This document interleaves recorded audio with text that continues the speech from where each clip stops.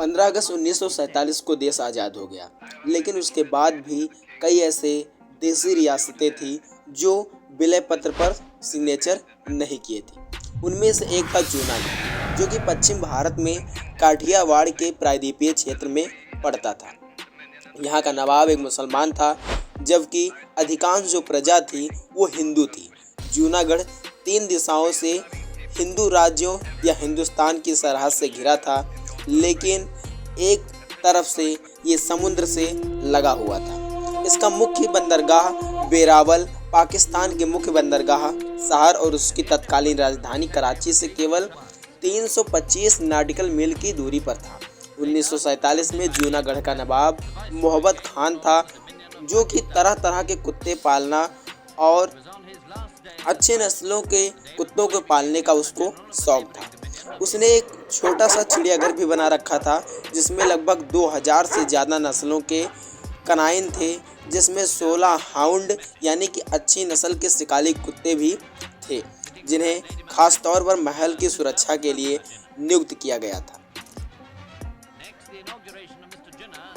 उसने अपने कुत्तों की शादी पर करीब 3 लाख रुपए खर्च किए थे, यानी कि उसका एक पसंदीदा कुत्ता था जिसकी शादी करने के लिए उसने उस समय लगभग 3 लाख रुपया खर्च किया था, जो कि उसकी प्रजा की सालाना आमदनी का 1000 गुना था।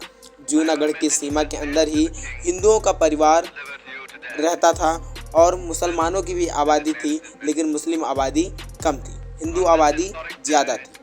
हिंदुओं का जो पवित्र स्थल सोमनाथ है वो भी जूनागढ़ में ही पड़ता था। इसी रियासत में गिरनार भी था, जहाँ एक पहाड़ी की चोटी पर संगमरमर का बना हुआ जैनियों का भव्य मंदिर था। हिंदुस्तान भर से हजारों श्रद्धालु साल भर सोमनाथ और गिरनार दोनों ही जगह आते जाते रहते थे। जूनागढ़ के जंगल एकमात्र ऐसे जंगल थे जहाँ एशियाई शेर पाए जाते थे। मोहब्बत खान और उसके पूर्वजों ने इन शेरों की काफ़ी शिद्दत से रक्षा की थी, यहाँ तक कि उन्होंने अंग्रेज़ों को भी इनका शिकार करने से मना कर दिया था। सन 1947 की गर्मियों में जूनागढ़ का नवाब यूरोप में छुट्टी मना रहा था। जब वह बाहर ही था तो उसी समय उसके तत्कालीन दीवान को हटाकर सर शाहनवाज भुट्टो को जूनागढ़ का दीवान बना दिया गया, जो सिंध के गद्दावर मुस्लिम लीग की नेता और जिन्ना के करीबी थे। जब नवाब यूरोप से वापस लौटा तो उसके दीवान ने उसे भारतीय संघ में न मिलने के लिए दबाव डाला। 14 अगस्त को जब सत्ता हस्तांतरण का दिन आया तो नवाब ने घोषणा की कि वह पाकिस्तान में मिल जाएगा।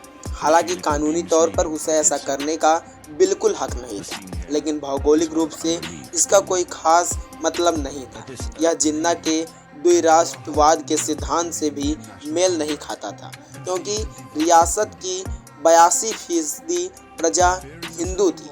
कुछ सप्ताह तक पाकिस्तान नवाब के आग्रह पर मौन बैठा रहा, लेकिन 13 सितंबर को उसने उसका विलय पत्र स्वीकार कर लिया।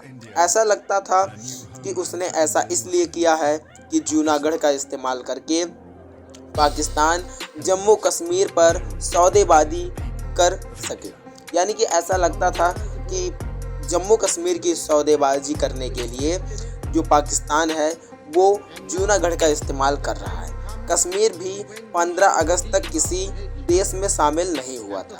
वहाँ का महाराजा एक हिंदू था, लेकिन वहाँ की अधिकांश प्रजा मुसलमान थी, यानी कि जूनागढ़ कश्मीर के विपरीत था। एक तरफ जूनागढ़ का नवाब मुस्लिम था, प्रजा हिंदू ज़्यादातर थी, और दूसरी तरफ कश्मीर की जो प्रजा थी वो मुसलमान थी, लेकिन वहाँ का शासक हिंदू था।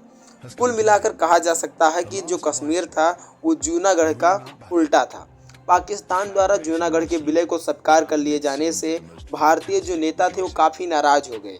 इस घटना ने वल्लभ भाई पटेल को कमज़ोर नस दबा दी, क्योंकि वो भी उसी इलाके से आते थे और जूनागढ़ के लोगों की तरह ही वह गुजराती भाषा भी बोलते थे। उनकी पहली प्रतिक्रिया थी कि सबसे पहले जूनागढ़ के 2 केंद्र राज्यों मांगरोल और बाबरियाबाद को सुरक्षित किया जाए। वहाँ के हिंदू सरदारों से कहा कि उन्हें भारत में मिलने का अधिकार है। लेकिन नवाब ने इसे ये कहते हुए खारिज कर दिया कि उनके अधीनस्थ के रूप में उन्हें पहले उनसे इजाज़त लेनी होगी। भारत सरकार ने नवाब के अधीनस्थ राज्यों का समर्थन किया और एक छोटी सी सैनिक टुकड़ी उन पर कब्जा करने के लिए भेज दी। सितंबर मध्य में बीपी मेनन नवाब से समझौता करके जूनागढ़ गए, लेकिन नवाब ने उनसे बीमार होने का बहाना बना करके उनसे मिलने को इनकार कर दिया। मेनन को हारकर दीवान से मुलाकात करनी पड़ी। उन्होंने सर शाहनवाज, जो कि जूनागढ़ के नवाब थे, उनसे मुलाकात की और कहा कि भौगोलिक और सांस्कृतिक दोनों ही वजहों से जूनागढ़ को हिंदुस्तान में शामिल हो जाना चाहिए। लेकिन शाहनवाज ने इससे इनकार नहीं किया, लेकिन उनसे शिकायत की कि स्थानीय लोगों की भावनाओं को गुजराती प्रेस द्वारा जहरीले लेवन से भड़काया गया है। उन्होंने कहा कि वे जातीय तौर पर चाहेंगे कि मुद्दे को जनमत संग्रह द्वारा हल किया जाए। इसी बीच शामल दास गांधी द्वारा जूनागढ़ की एक वैकल्पिक सरकार का गठन कर लिया गया। शामल दास महात्मा गांधी के भतीजे और जूनागढ़ के ही रहने वाले थे। ये सरकार जूनागढ़ में चल रहे लोकप्रिय आंदोलन का मुख्य केंद्र बिंदु बन गई। इन घटनाओं ने नवाब को घबरा दिया और नवाब घबरा गया और अपने कुछ प्रिय कुत्तों के साथ लेकर के कराची भाग गया। अब रियासत का सारा जिम्मा दीवान के कंधों पर आ गया।